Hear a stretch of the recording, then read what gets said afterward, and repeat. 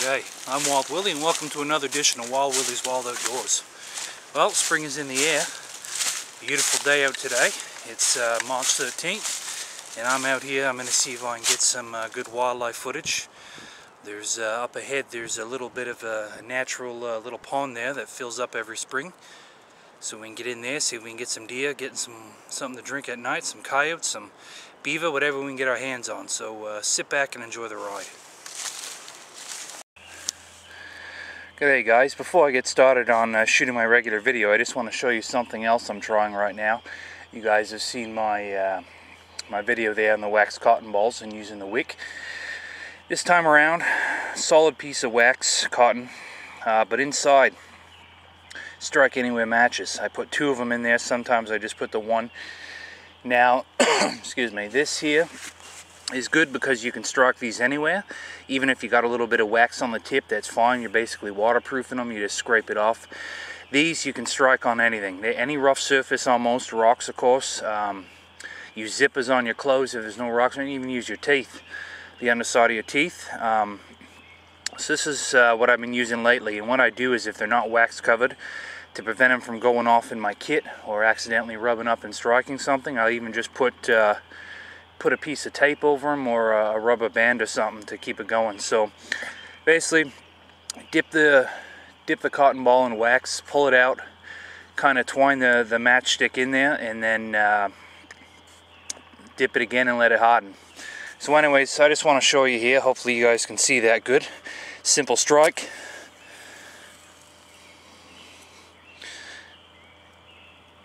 And then she'll burn. It'll take a few minutes to get going strong.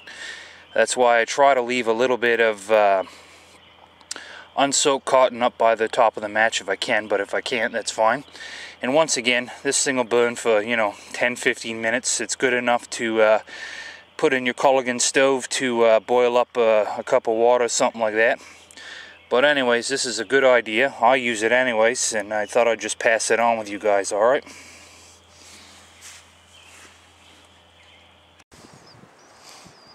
Okay, well, I'm sitting up here on this little bit of a ridge. The pond is right that way, about 150 meters, and I've got a clear view for about 150 meters all around me here.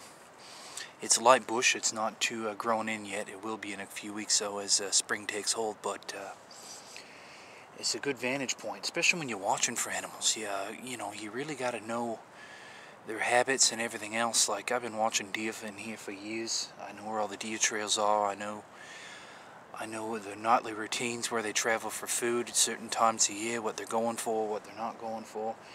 So what I'm hoping is over in this direction here, there's a plethora of deer trails going back towards this pond, and where all there's fresh shoots coming up around it to eat. So I'm going to station myself right here, and I'm going to sit here. Most of the animals aren't active till after dinner anyways. It seems to be early evening, 6-7 o'clock. Raccoons of course don't start moving around till around sunset, and the same with the coyotes, and the deer seem to be more active then too.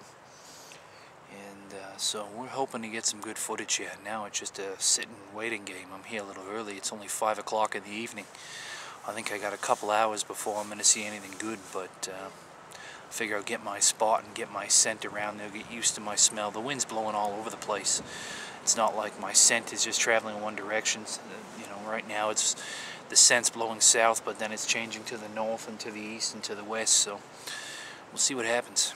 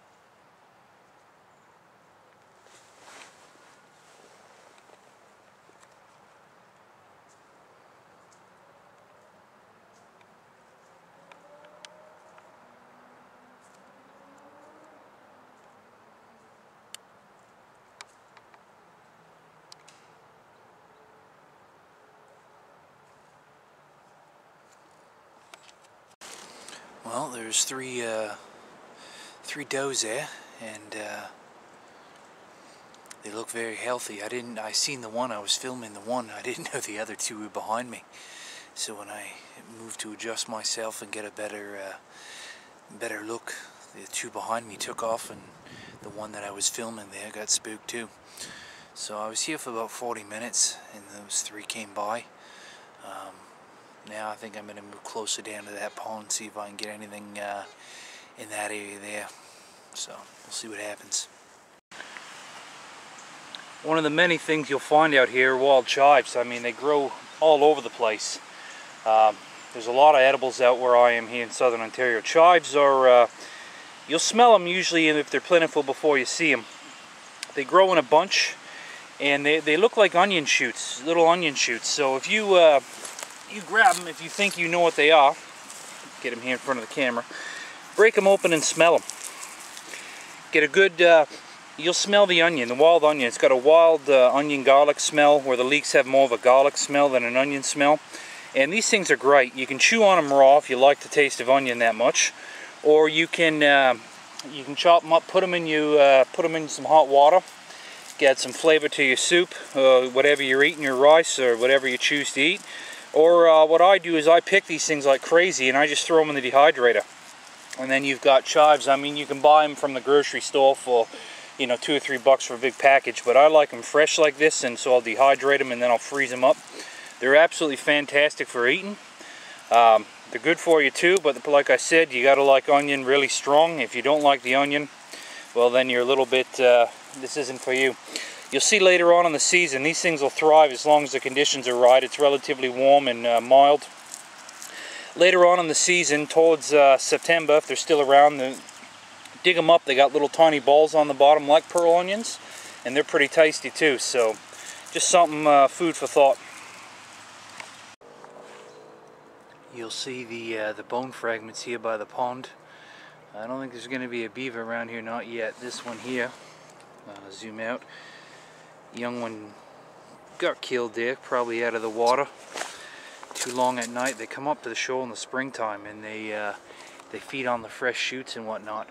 So I'm guessing that it looks like a small skull, so I'm guessing probably it was up here after dark and the coyotes came by and grabbed it. So if there's any other beavers in the area, I don't think they've moved in here yet. There's no tracks along the pond or nothing, fresh beaver tracks, so I think I'm going to move on.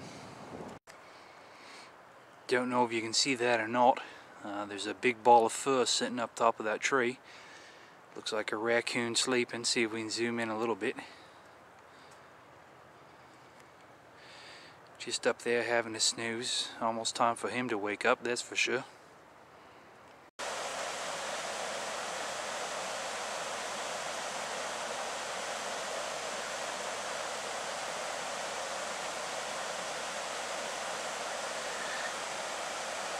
You don't want to pitch your tent on there.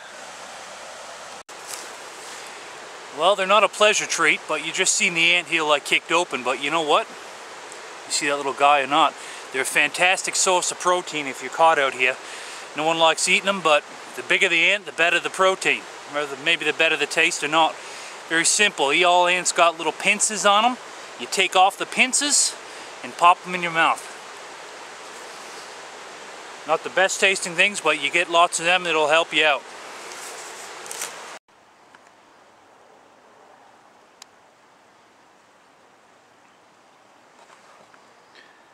Love is in the air.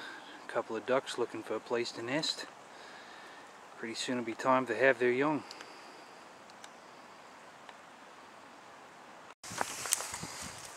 Alright, well, I'm Wild Willie signing off. Gotta get home before 3 horses tans my hide. So, it wasn't a bad look for nature, you know, first nice day of spring. We've seen a little bit anyways, but should only get better from here. So, I'm hoping as everything comes in bloom, I can do a segment on wild edibles out here, and that'll be nice. But for now, I gotta get going. So remember, keep your head up in the bush, you'll never know what you're gonna see. And the new catchphrase, remember, it's not a question if the shit hits a fan, it's a question of when. So be prepared.